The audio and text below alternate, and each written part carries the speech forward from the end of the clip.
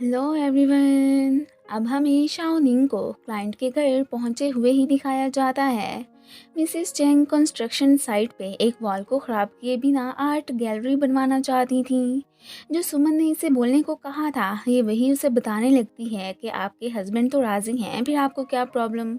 ये सुन के वो भड़क गई थी कि आखिर मेरे पति को तुम लोगों ने कन्विंस कैसे किया और वो जल्दी मान ही क्यों गए। शाओ की तो मज़ीद बात सुने बिना उन्होंने ना सिर्फ ऑर्डर कैंसिल कर दिया था, बल्कि उसे भी घर से बाहर ही निकाल देती हैं। ऑफिस आके इसने सारी बात सुमन को बता दी थी। ये मैडम तो चाहती ही यही थी, इसलिए सारा का सारा ब्लेम उसी पे ही डाल देती हैं कि तुमने ज़रूर उनसे आर्ग्यूमेंट किया होगा। इसी वजह से उन्होंने ऑर्डर कैंसिल किया। इवन कि ये उसे कंपनी से रिज़ाइन करने का भी कह देती है। सारी बात का गूचुआन को भी बता दिया गया था। सो नेक्स्ट हमें इनकी मीटिंग का ही सीन दिखाया जाता है। सुमन ने तो इसे शाओमिंग को रूल्स के अकॉर्डिंग फायर करने का ही कह दिया था। अब ये सैड तो होता है और शाओमिंग से पूछने लगता है कि क्या तुमने वाकई में क्लाइंट के साथ आर्ग्यू किया था।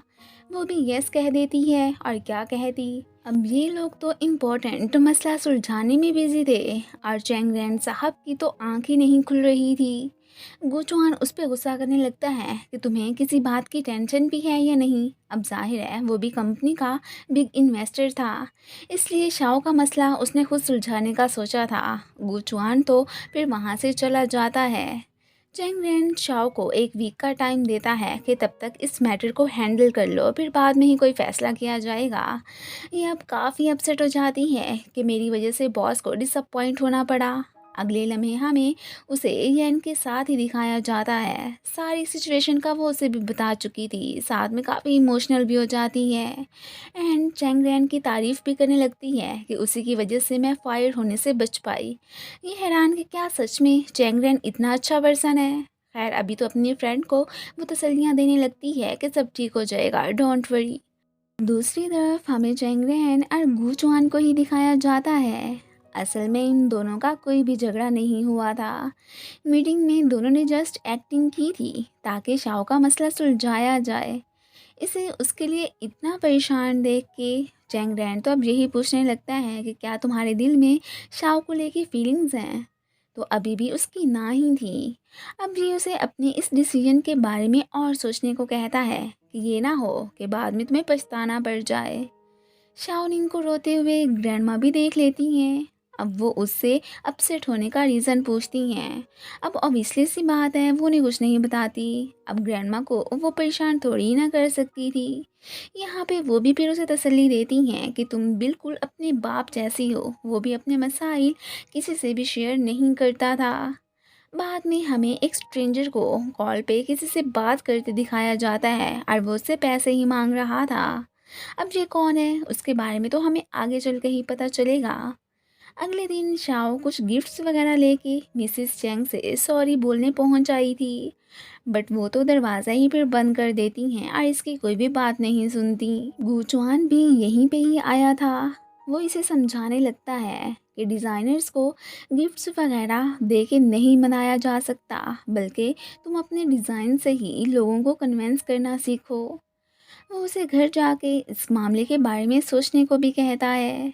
वो बेचारी तो इस सिचुएशन को लेके इमोशनल ही हो गई थी, तो ये उसे चुप होने को बोलता है।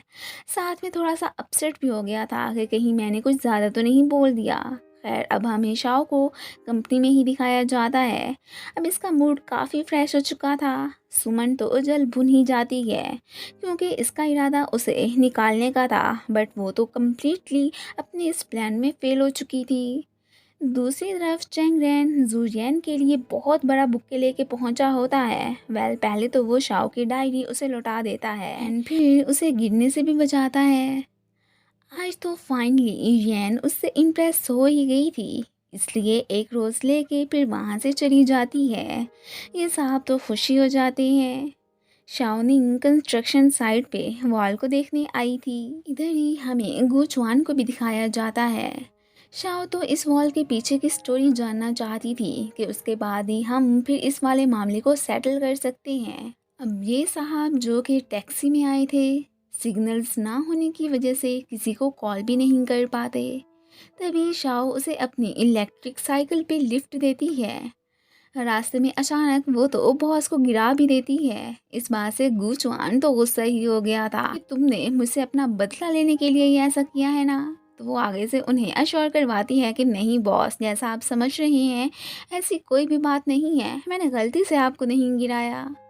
शाओ मिसेस चैंग के हस्बैंड से मिलने आ चुकी थी। वो उसे बताते हैं कि असल में उस दीवार पे हमारे 5 साल के बेटे की बनी ड्राइंग्स हैं जो कि पानी में डूबने की वजह से मर चुका है।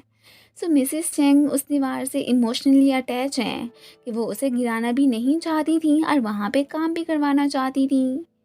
जब सुमन को पता चलता है कि मीटिंग में गुचुआन और चैंग रेन ने नाटक किया था तो वो सैड कि इसका मतलब तुम लोग शाओ को यहाँ से निकालना ही नहीं चाहते हो। अभी तो गुचुआन से उसे डांट पड़ जाती है कि शाओ जैसी अनग्रेजुएटेड लड़की को वो इतना टफ प्रोजेक्ट संभालने के लिए कैसे दे सकती है। अब आगे से वो उसे इस बात के लिए अपोलोजाइज़ करती है। इधर शाओ उन्हें अपने पेरेंट्स की मौत का बताने लगी थी कि मैं अभी आज तक उस सदमे को नहीं भूल पाई हूँ। इनकी बातें मिसेस चैंग भी पीछे खड़ी सुन रही होती हैं। शाओ तो इनकी बात समझ गई थी कि वाकई में इनके बच्चे की यादें हटाना अच्छी बात नहीं है, इसलिए वो अब इनसे ऑर्डर को लेकर मज़ीद बात नहीं करती। लेकिन अब यहाँ पे मिसेस चैंग ने अपना फैसला बदल लिया था। रोज़ को देखते देखते इसने चैंग रैन को फ्रेंड रिक्वेस्ट भी सेंड कर दी थी, जो कि ये देख के वो बहुत ही खुश हो जाता है एंड इसे फिर बाकायदा लेने भी पहुंच आया था। अब की बार ये भी जाने के लिए मान जाती है। गुचुआन ने दोबारा से ऑर्डर के मिलने का सबको बता दिया था एंड ये भी कि मिसेस चैंग अपने प्रोजेक्ट की रिस्पॉन्सिबिलिटी शाओनिंग को देना चाहती हैं। शाओ से पूछने पे वो तो हार्ड वर्क करने को रेडी हो गई थी। दूसरी तरफ ये दोनों खाना खाने एक प्लेस पे आ चुके थे। चैंग रैन इसे अपनी फैमिली के बारे में बताने लगा था कि उनके पैसों से मेरा कोई भी वास्ता नहीं है। मेरे पास जो भी मनी है ना वो सारी मेरी खुद की मेहनत की कमाई है। अब इसके पूछने पे वो भी उसे अपने पेरेंट्स का बताने लगी थी जिनकी अब डिवोर्स हो चुकी हुई है। एंड ये भी कि मैं दोनों पार्टीज़ के साथ ही नहीं रहती बल्कि अपने बलबूते पे ही कमा के खाती हूँ। चैंग खुद अकेला था, वो इसके लॉनलीपन को अच्छे से जान जाता है। इधर शाओनिंग परेशान कि मुझे डिज़ाइन के हवाले से कुछ समझ नहीं आ रही कि क्या करूं। अब जाहिर है बीच वाली दीवार को ख़राब नहीं करना था। एक गुंडा चैंग रैन को लेने आ चुका था कि तुम शराफत से मेरे साथ चलो। अब चैंग रैन इसे साइड पे कर देता है कि तुम हमारे बीच में मत आना, मैं खुद ही इसे संभाल लूँगा। बट एंड पे उससे मार ही खा बैठता है। अब जैन ही उस नमूने को सबक सिखा के वहाँ से भगाती है। गुचुआन एक स्नो ग्लोब ला के इसे दिखाता है जो कि उसे गिफ्ट मिला था। अब यहाँ पे इसे देख के शाओ को डिज़ाइन के हवाले से एक अच्छा आइडिया आ जाता है कि हम वॉल को ऐसे ही ग्लास से कवर कर देंगे तो वो एक आर्ट पीस ही बन जाएगा। गुचुआन ने तो ये ग्लोब उसे गिफ्ट ही कर दिया था, साथ में इसकी स्मार्टनेस की भी तारीफ करने लगता है। चैंग रैन जैन को आइंदा किसी भी पर्सन को ना टच करने के लिए कहता है कि मुझे उस वक्त जेलसी होती है चाहे तुम किसी को मार भी रही होती हो। ये सुन के वो सरप्राइज है जैन तो अब खुद ही उसे किस कर लेती है। सो इनकी तो हाई से डेट स्टार्ट सो स्वीट। अपने आइडियाज़ का इन दोनों ने क्लाइंट्स को बता दिया था जो कि उन्हें बहुत ही पसंद आता है। वो तो अब उन्हें गुड बाय कह के वहाँ से चले जाते हैं। पीछे से गुचुआन और शाओ ही रह गए थे। अब शाओ खुश के शुक्र है मैं फायर होने से बच गई। यहाँ पे वो तो गुचुआन को ही देखने लगती है कि आप बस ऊपर से ही कोल्ड हार्टेड लगते हैं पर मन के तो बहुत ही सॉफ्ट हैं। शाओ ने गुचुआन की लाइफ में आके रंगी भर दिए थे। अब उसने भी डिसाइड कर लिया था कि वो अपनी ये छोटी सी जिंदगी खुश रह के ही गुजारेगा, ना कि परेशानियों में। उसे सेल्फी बनाते देख के गुचुआन भी बीच में आ जाता है और दोनों एक साथ में फ़ोटो क्लिक करते हैं। बाद में जब उसने शाओ को आर्ट डिज़ाइन की फ़ोटोज़ भेजने का कहा था तो वो गलती से उसके साथ वाली पिक भी सेंड कर देती है जो कि गुचुआन फ़ौरन से सेव कर लेता है। ऑफिस में भी वो बड़ा खुश खुश दिखाई देता है। सभी हैरान के बॉस को क्या हो गया। शाओ को उसने एक बुके सभी स्टाफ में बांटने का कह दिया था, वो भी फिर सभी को फ्लावर्स देने लगती है। अब सुमन तो जानबूझ के ही नहीं लेती।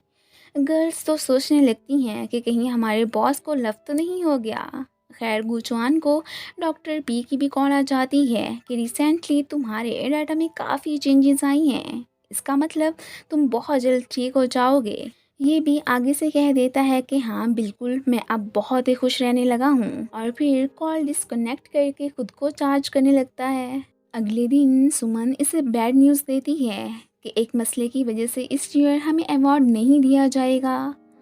अब वो काफ़ी अपसेट हो जाता है। वेल क्या कर सकता था, इसलिए अगले साल के आने का वेट करने का ही डिसाइड करता है। इनका रिजॉर्ट प्रोजेक्ट ख़त्म हो चुका था, सो गुचुआन ने सभी स्टाफ को एक ट्रिप पे ले जाने का सोच लिया था। साथ में बहुत खुश भी दिखाई दे रहा होता है। अब उसने टेंशन्स लेना छोड़ दी थी। शू बिजनेस ट्रिप से शाओ के लिए नेकलेस गिफ्ट लाया था, जो कि खुद उसे पहनाने भी लगता है। इन पे जब गुचुआन की नज़र पड़ती है तो वो अब काफ़ी अपसेट हो गया था। चैंग रैन की वजह से बहुत बदल चुका होता है। वो अब किसी लड़की की तरफ आंख उठा के देखता भी नहीं है। रात को शाओ पे गुचुआन को कॉल करती है। वो तो अपने बॉस को खुद को लाइक करवाने के लिए सब कुछ करने को रेडी थी। अब इसके मुंह से भी निकल जाता है कि मैं तो ऑलरेडी ही तुम्हें पसंद करता हूँ। एंड इसी के साथ ही ये पार्ट ख़त्म हो जाता है। Thanks for watching.